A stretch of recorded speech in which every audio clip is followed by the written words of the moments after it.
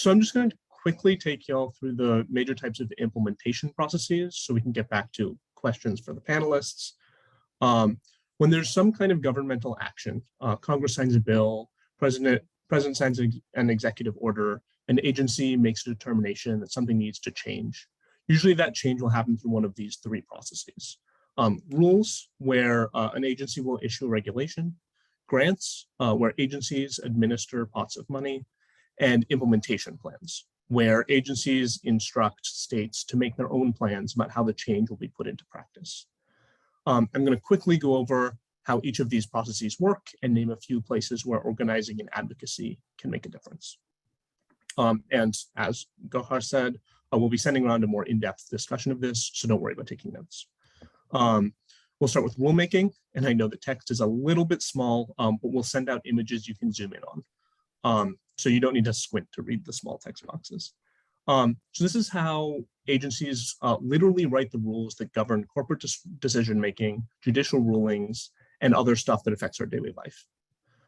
There are a few different types of rulemaking processes. I'll be going through the most common one, which is called notice and comment rulemaking. And the process is pretty strict.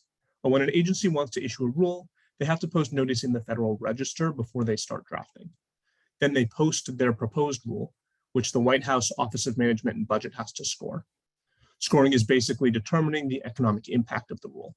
Sometimes the scoring process leaves out big picture factors such as long-term impacts on the climate or benefits of everyone having insurance.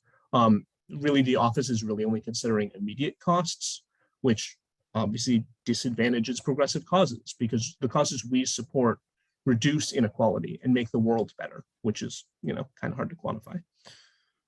Regardless of the office's procedural shortcomings, by law, it does have to score all rules.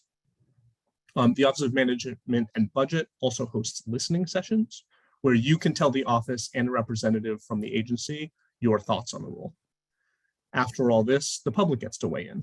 Literally anyone can weigh a comment or anyone can post a comment on a rule in progress, which is, in my opinion, the best part of the rulemaking process. And by law, the agency has to review every single comment that comes in. After they take public comments into consideration, the agency drafts the final rule, which the Office of Management and Budget has to score again. And then they post a notice that the rule is active and it'll go into effect 30 days later. There are three main ways a rule can be overturned. One, Congress can decide it's bad, at which point they have to pass a law saying so. We all know how easy passing laws is. Two, the agency can just say, never mind, and rescind it. This usually happens when a presidential administration changes, but they do still have to go back through the whole process, so it still takes a while. How rules usually die is a court will put a stay on the rule or invalidate it. Generally, though, rules have a lot of staying power, and once one gets through the entire process, it's usually around for good. Okay, on to grants. Hey, Jen.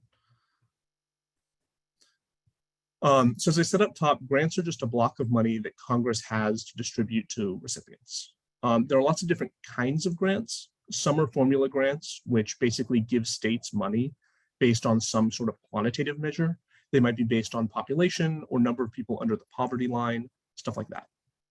Formula grants also frequently have very broad applications. For example, the infrastructure bill set aside money for highway and bridge repair, but many states are using it to build new highways instead, which is not great, but is technically legal.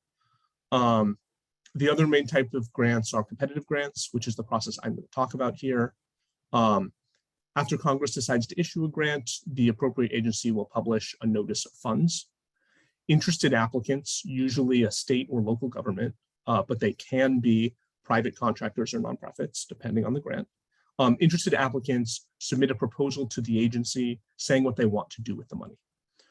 The agency looks at all of the proposals and selects the one it thinks are the best, the most feasible, the cheapest, whatever criteria they've decided are make something the best. It'll publish an award notice and everyone has to sign a grant agreement saying, yep, we'll do the things we said we would. And then the agency will give out the money. Usually the recipient then does what they say. Everything's wonderful, people get paid. Ideally, the recipient is reporting whatever they're doing back to the agency. Most grants do have those reporting requirements that the recipient has to be in compliance with. This is basically to make sure that they are, in fact, doing the things they said they would, and the agency is supposed to review those. And that's actually the biggest place for public involvement.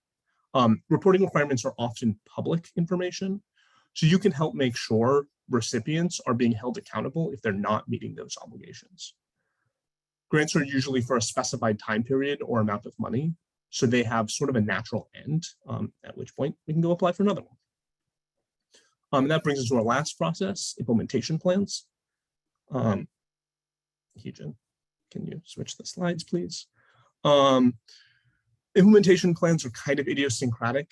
They vary a lot based on the specific requirements that initiated them. The very, very high level overview, keeping in mind that all of these steps are flexible, is that the agency lays out exactly what requirements a state must meet.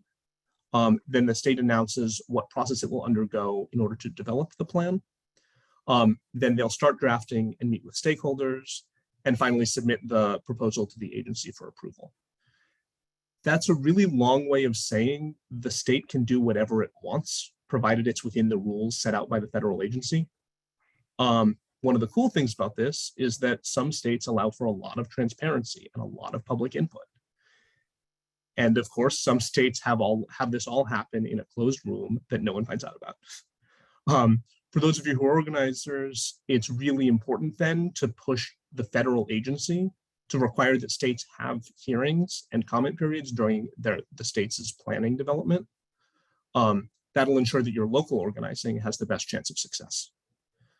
Finally, an interesting note about most implementation plans is that there's a certain amount of ongoing revision.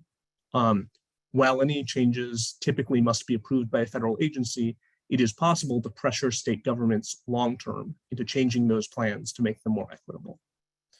And that's it. I'll turn it back over to the panel to answer your questions. And of course, I'm happy to answer any technical questions about any of these processes.